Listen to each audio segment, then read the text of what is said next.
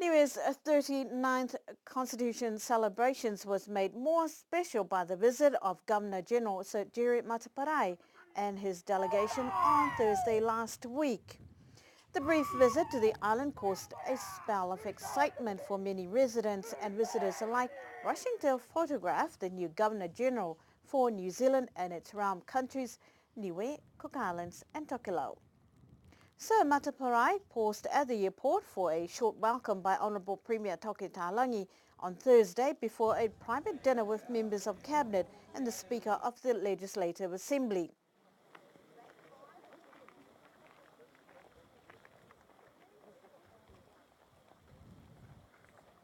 Friday was an informal affair with the National Show Day where Sir Mataparai witnessed one of the island's most elaborate show events for the year. The show day this year displayed many handcrafts from the women as well as fantastic carvings from the men, which were greatly commended by the Minister for Agriculture and the dignitaries.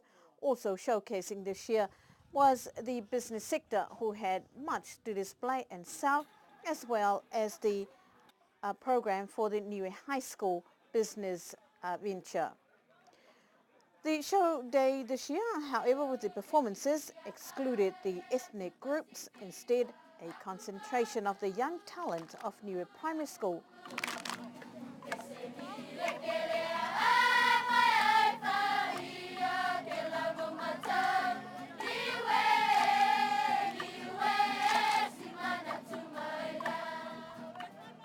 And the Niue New Zealand group, also with a Governor-General Sir Mataparai's visiting Maori Kapahaka entourage, also joining the celebrations with a few traditional numbers.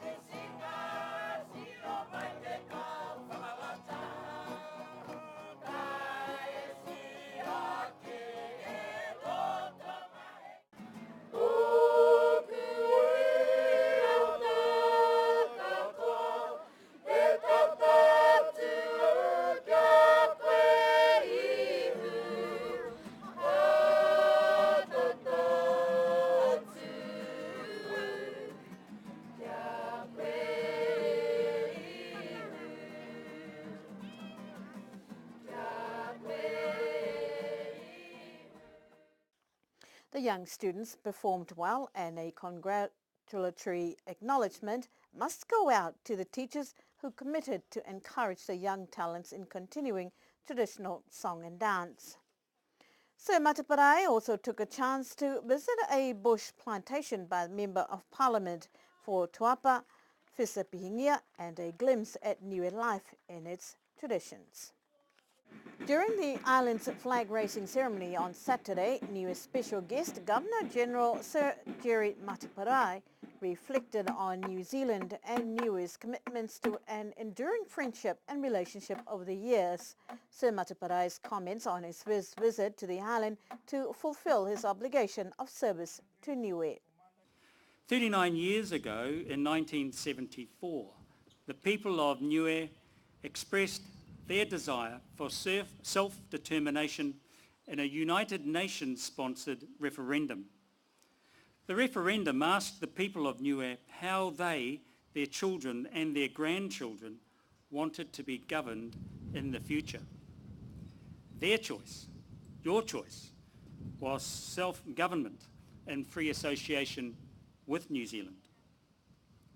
And since then, our two countries and our peoples have been bound together in a special and enduring relationship.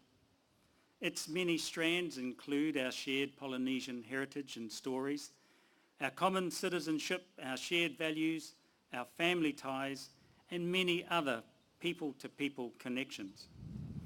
It includes the service of Niueans who fought alongside New Zealanders in the Māori Pioneer Battalion in the First World War, and the 2/8 Māori Battalion in the Second World War. At its heart, however, the relationship is founded on the authority and the mana that comes from Niue's expression of self-determination.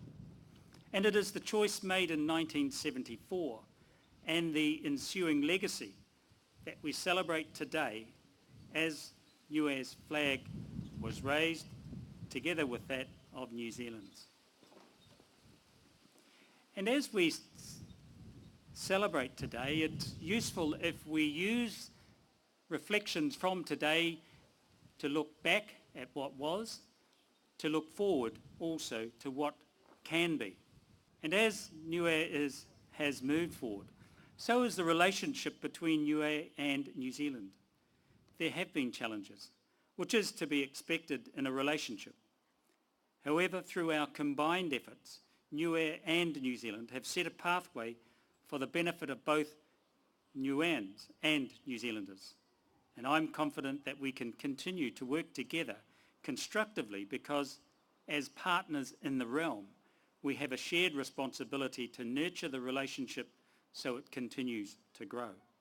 He was deeply impressed with the development and work endured by Niueans traditionally and economically. Sir Mataparai shared the sentiments during his speech at the Niue flag raising ceremony to commemorate the island's 39th constitution. Niue's Premier Honourable Toke Talangi also acknowledged the visit of Sir Mataparai as well as comments on the relationship. We have learned to live within the confines of the population size that we have. And although in the past we might have dwelled on this small number, and many schemes were initiated to try to entice Niueans home, none were really successful, unfortunately. So we've adjusted our thinking. And we will do what we need to do with what we have, focusing our attention on those who are here and have chosen to remain and live in Niue, on this paradise. Our vision, Niue ken Munuina, a prosperous Niue, is for all Niueans here on Niue. So here we are today.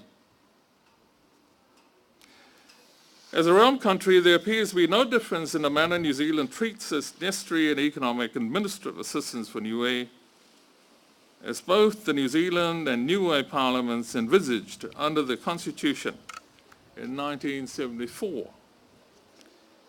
Instead, Niue receives aid as other Pacific Island states and other countries do. In many respects, we have been treated in the same manner as any donor recipient. In the past, we've tried to determine or define the difference. In more recent times, we've decided, no, we'll focus on using New Zealand funds to best advantage in a partnership that you describe, Your Excellency, to build the infrastructure here, following the processes that you decide, New Zealand decides.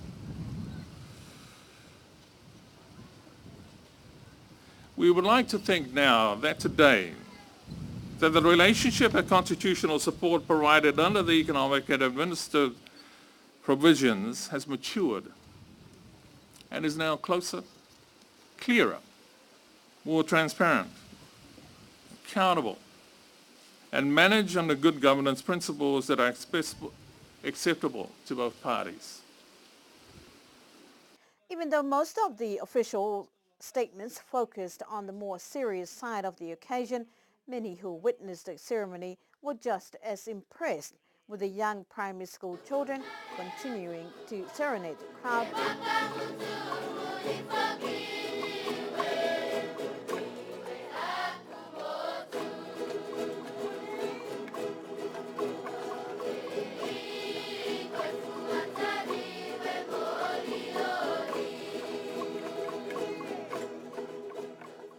And the warriors of Hakupotua, proving why they are the best cultural group on the island.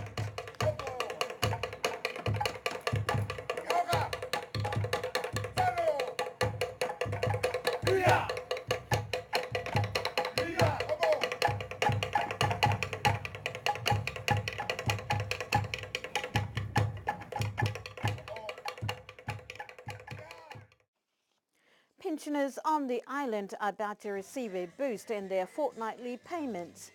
Honourable Premier Toke Talangi made the announcement at the flag raising ceremony on Saturday. So today I'd like to announce that we will increase the old folks' pensions up to $300 a fortnight, from $230 a fortnight. The payments for the old folks is said to be available in the next fortnight. Honourable Premier Toke Talangi said in an interview previously the second flight service will recommence next June, but rather than every fortnight, the service will most likely schedule weekly. The Tuesday flight has been popular with business people and tourists alike who took the opportunity to travel to the island for a quick meeting or meet friends and families. And that ends our news bulletin for tonight. We will, however, continue with our update and coverage of the Constitution celebration on Thursday night. Good evening.